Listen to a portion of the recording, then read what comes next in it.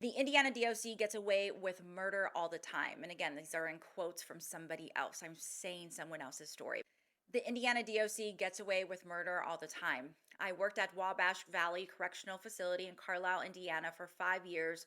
For those 3+ years, I was a supervisor. I really enjoyed my job and planned on being there until retirement, but some incidents took place that deterred that. I met my wife, and she was working there as a registered nurse, and an officer had one time who was a lieutenant got demoted all the way down to officer for not reporting a sexual harassment claim. And the same person cornered my wife in a medical examination room, kissed her forehead, and said, in quotes, I want to fuck you. She called me and was very distressed.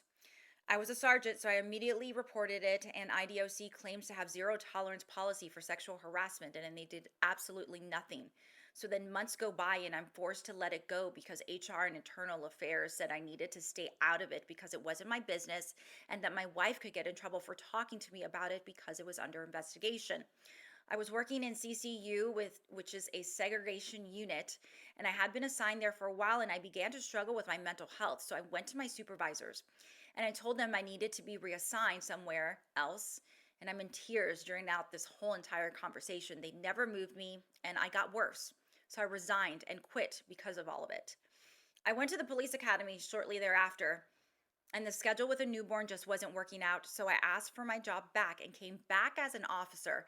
Not even a month later, I asked permission to leave my unit to say a quick goodbye to an officer who was retiring, and the officer in the pod let inmates out, and a bunch of incidents occurred.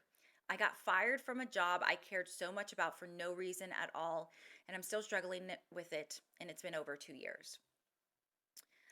This next testimony I am going to share with you again is anonymous. It's coming from somebody who used to work at the Miami Correctional Facility, and this is a statement he gave as his exit interview, and he shared it with me.